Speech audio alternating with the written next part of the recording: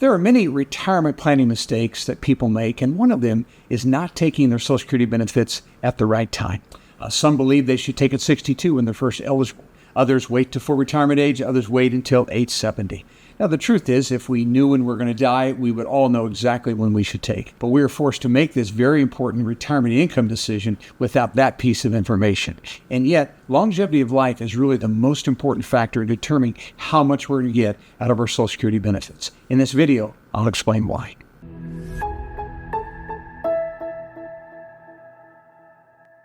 All right, let's get started. So as we're talking about lifetime benefits of Social Security, it all has really to do with the life expectancy. And so clearly, the longer we live, the more we are going to get. And so what I want to look at first is some of the current stats now about life expectancy for the average person. Now, if you have some kind of a health issue or something going on, that certainly may not apply to you. But if you don't, these numbers, I think, could at least give you some kind of indication as to what's going on right now in the U.S. So what is your life expectancy? We don't know for sure, but we do know averages. So let's talk first about women that actually make it to age 65.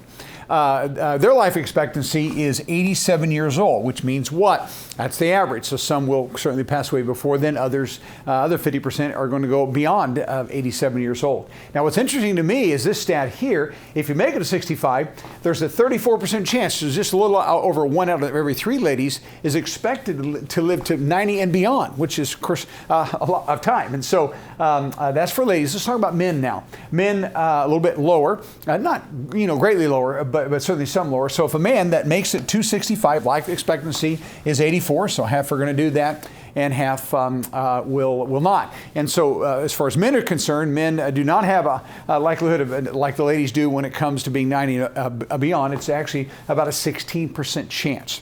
All right, so again, you're going to have to come to a place where you're comfortable with what your life expectancy may be. Now, what we tell people to do is look at family history. How long did mom or dad live? Did mom and dad live to be well into the 80s or 90s or beyond? Then there's a high likelihood that you may follow in their steps in that regard. Okay, so we always begin asking this question, life expectancy. All right, now secondly, let's look at the lifetime benefits, which means once you turn on your Social Security check, how much you're going to get, and then how long you live. And we're going to look at that lifetime benefit amount. In fact, I think you'll find this graph to be very interesting. And keep with me too, because after this, as we look at the actual dollar numbers, there's some additional considerations that are very, very important for you to note that I'll teach you about. There's actually 3 of them you need to understand after we look at the actual dollar amount. So first off, let me give you this scenario that we're looking at here first. We're talking about a benefit at full retirement age. Now, here's the way it works. Anyone born before between the years of 1943 and 1954 have a full retirement age of 66 even. That's 1943 to 1954.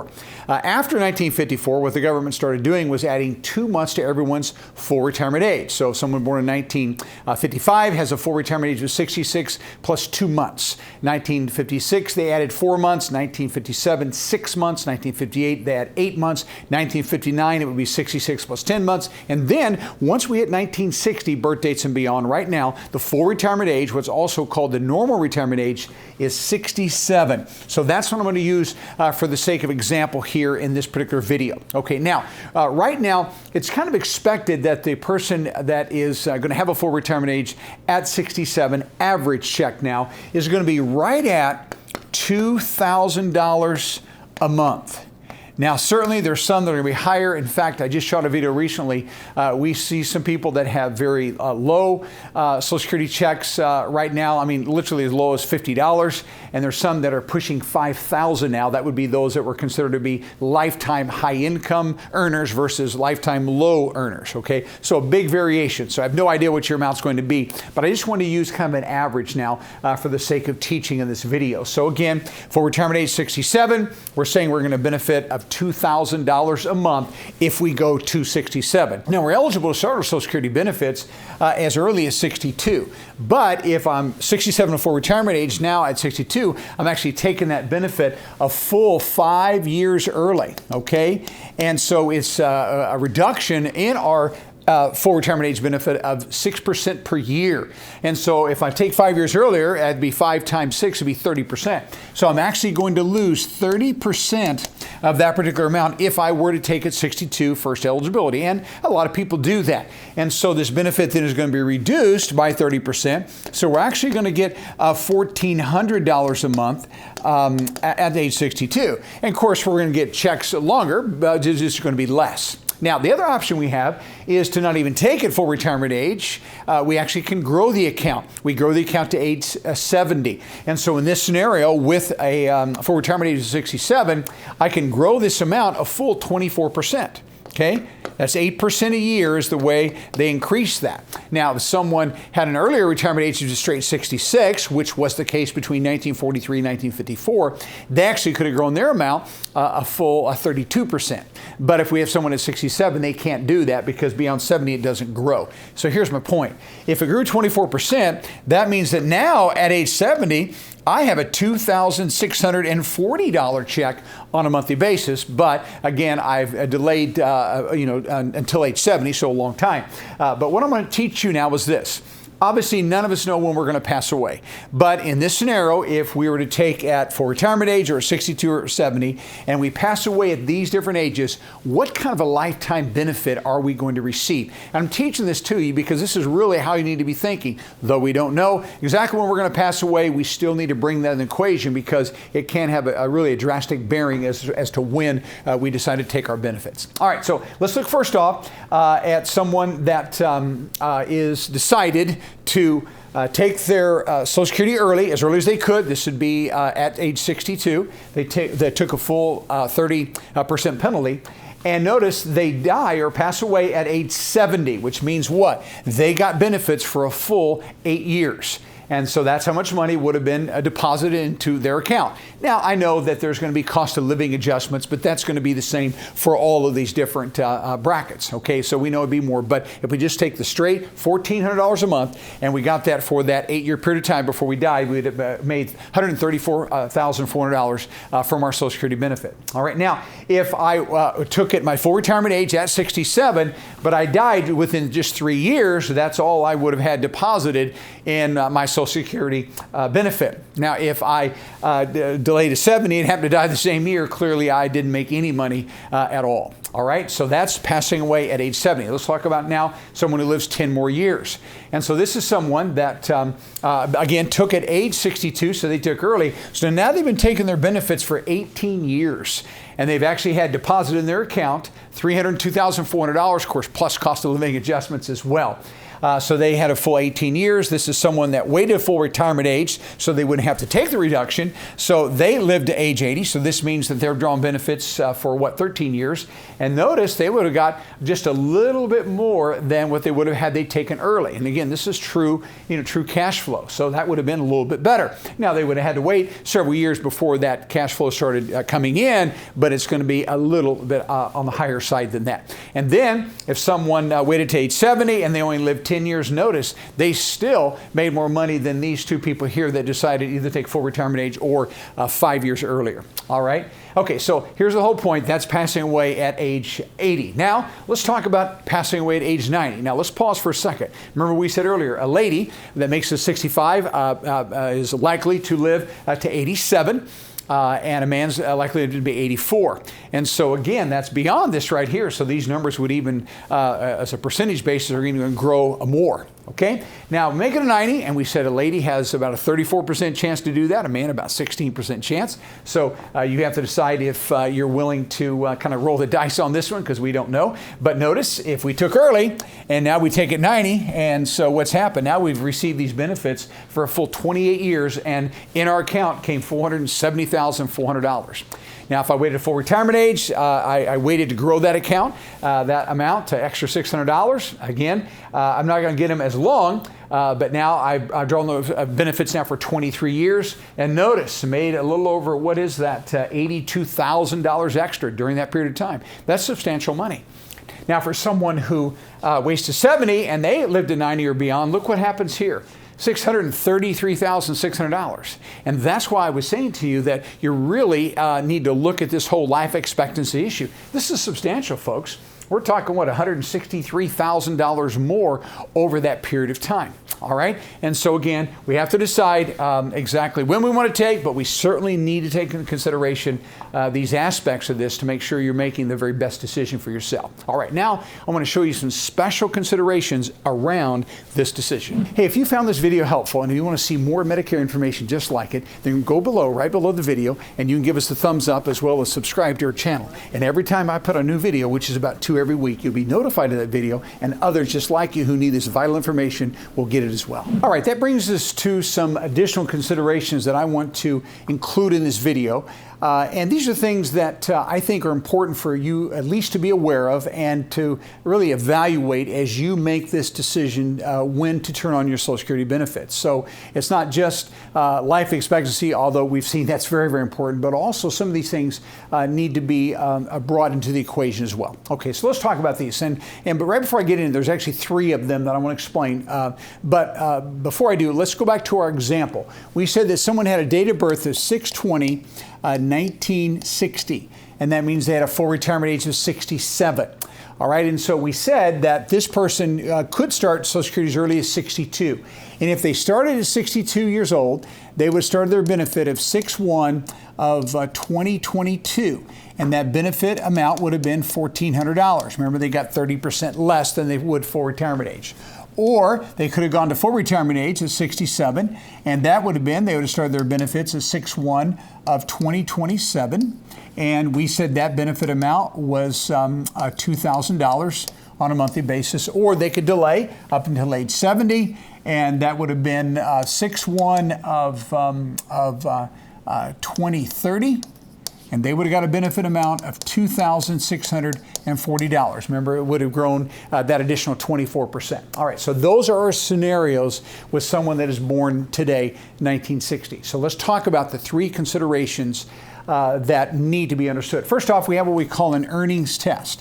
Now, let me explain the earnings test. This is for anyone that decides to take any form of Social Security benefits prior to full retirement age, and they still continue to work. All right, so this would apply to your own retirement benefits. It would apply to spousal benefits or survivor. So all those are going to be tested if I decide to keep working while I'm taking that Social Security benefit. Now, one thing you got to keep in mind when it comes to earnings test, the only thing that is tested is working wages. And that would be your own working wages. It has nothing to do with your spouse whatsoever, just what you're making at work. This could be hourly or salary or commissions, 1099 income, any of that. But they are not going to test rental income, investment income, any kind of pensions that you have, distributions from IRAs, 401ks. None of that is going to be tested at all, just working wages. And so what happens if they set a threshold, I'll share the thresholds with you, but if we make above the threshold, then that amount above the threshold is going to be penalized, is going to impact my monthly Social Security benefit. That's why the earnings test matters. Keep this in mind. Once though I've reached my full retirement age, that exact month and year, then the earnings test goes away. So it is not forever. It's only if I take Social Security prior to full retirement age and I'm still working. All right, so let's talk about these numbers. Now, the first number we have is what we call a low earnings test number. And this year, that is $22,320, and this is for the whole year. It's all I can make during the year.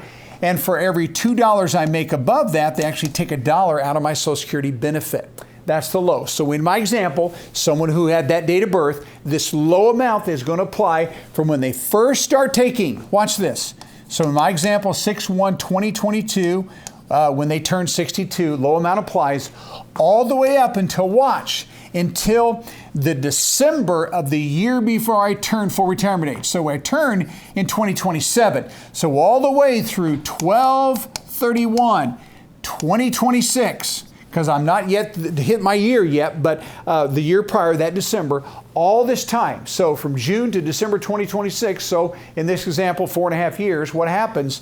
This is the most money that I can make. And for every $2 above that, they take $1 out of my check. So let's keep it simple. Let's say that I'm above the amount by, let's say, $6,000. And so for every 2 above, they take $1 out. So that means I'm going to be penalized by $3,000. So that means that my benefit is $1,400. They're actually going to hold my complete checks until I have got that money set aside. And once that money is set aside, that $3,000, then they're going to turn on my check. Okay, so that's why you'll meet people that say, well, I don't get my first Social Security check until April, or I don't get my first Social Security check until June. It's because they were above the limit and they're withholding those and setting that money aside. Now keep this in mind, you do eventually get that money back that they're penalizing you or setting aside, but it is not lump sum. They're going to calculate your full retirement age benefit once you hit that, and so you will get that money back, but it truly is over time. They kind of prorate it out after you hit full retirement age. All right, so I want to make sure you're aware of that.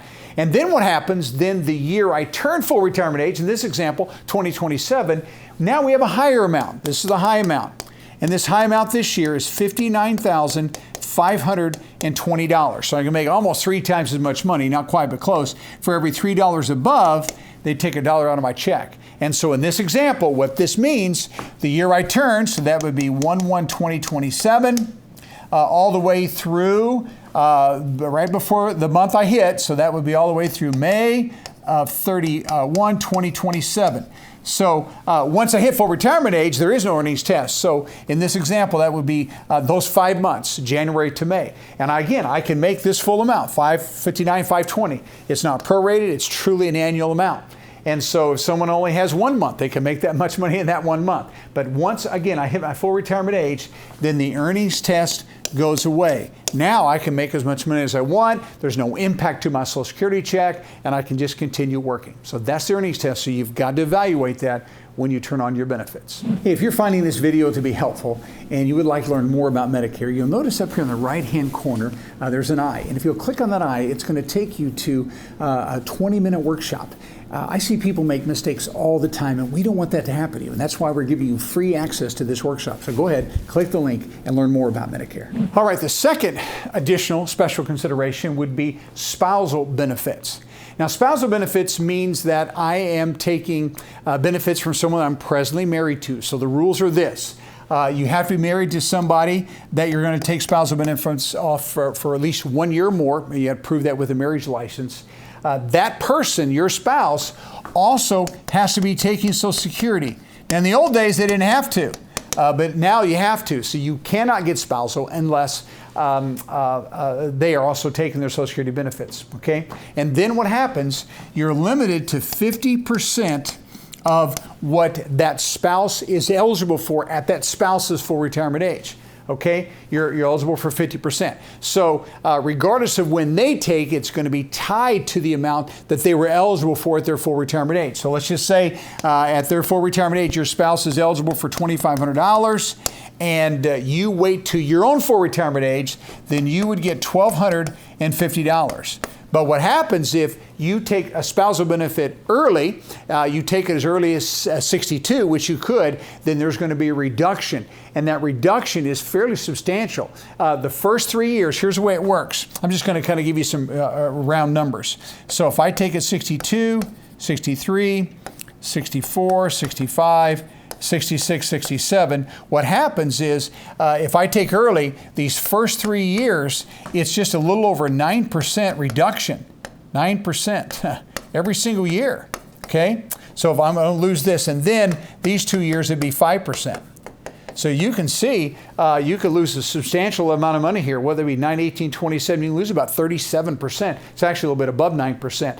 But if I take spousal benefits at my own full retirement age, there's no penalty whatsoever. I would get that full $1,250. But for every year I take early, the first 3 years is 9% plus a year, and then 5% the next 2 years. All right, so a very substantial penalty. But again, you're eligible. They have to be taking, had to be married for at least a year. Now, if it's an ex-spouse, what happens is that marriage had to actually last 10 years, and there was no remarriage prior to the age of 60. Because if someone remarries prior to 60, they can't go back to the ex-spouse. But if they're single or that second marriage ends in death or divorce, now you can draw from an ex-spouse, but you had to be married for them for at least 10 years. and that has to be proved by a divorce decree. And if the divorce is less than 2 years, that ex-spouse has to be taking Social Security. If the divorce is longer than 2 years, ex-spouse does not have to be taking yet. You just have to prove you're an independent spouse, which means divorce more than 2 years. And again, the same thing would apply. You're eligible for 50% of what that ex-spouse is getting, but if you take early, then there's going to be a reduction in that benefit. All right, that brings us then to our third and final consideration here that I think you need to be aware of, and that has to do with survivor benefits. Now, pretty clear here, if I'm taking spousal benefits, that benefit is going to be limited to my spouse's full retirement age amount. I get 50% of that unless I take early. Here, now we have somebody that we're going to get 100%. All right, so the difference would be I'm going to get more in survivor. So here, someone is alive that I'm drawing benefits from. Here, my spouse is deceased. All right, and so if I am married to someone and they die, I had to be married to them for 9 months or longer to be able to get survivor benefits. If I was married to them and then we divorced and then they passed away after that, then I have to be married to them for 10 years, and I could not have remarried prior to the age of 60 unless that second marriage ends in death or divorce, okay? So, but if I remarried after age 60, I'm still eligible for survivor benefits. We would call this widow or widower benefits, okay? Now, a couple things you've got to keep in mind. We actually can start taking survivor benefits as early as age 60. Okay. Now keep in mind, if your full retirement age is 67, then you're going to be taken about 7 years early, and that's just at a normal reduction of 6%. So you would actually lose 42% if you had a full retirement age here. So it'd be 7 years times 6. So if I take 1 year earlier, I'm going to lose 6%, 2 years, 12%. So it's the normal reduction. Remember, spousal benefit reduction was greater. Remember, it was a little over 9% a year for the first 3, and then 5% years 4 and 5. But here it's just the normal reduction. Now, if I go to my own full retirement age, then there would be no reduction at all. So whatever my spouse was eligible for, that's exactly what I'm going to get. And I mention this because this is what I'm planning on doing. My spouse does not have much of her own Social Security. So my plan is to actually go until age 70 and then turn on my benefits, because even if I don't live long enough to really benefit from that extra amount that I grew the account, if my wife lives a long time, then she could benefit from that. And so someone that really doesn't have to have that Social Security income, if they can delay it to age 70, again, may not help themselves, but it could really give their survivor a wonderful benefit. Because why? They're going to get 100% of whatever that death benefit was when the person died, or what they were actually taking. So there's something else that I think you need to really bring into consideration. Okay, so keep in mind, if you are going to draw from an ex-spouse, we do have to prove that you had that 10 years of marriage, and we do that with a divorce decree. Here, if it's 9 months or more, we just have a marriage license to prove that you were married at the time of their death. All right, so these are other considerations I think you need to bring into the equation. Yes, life expectancy is a huge factor, probably the most important one, but also consider these things as well.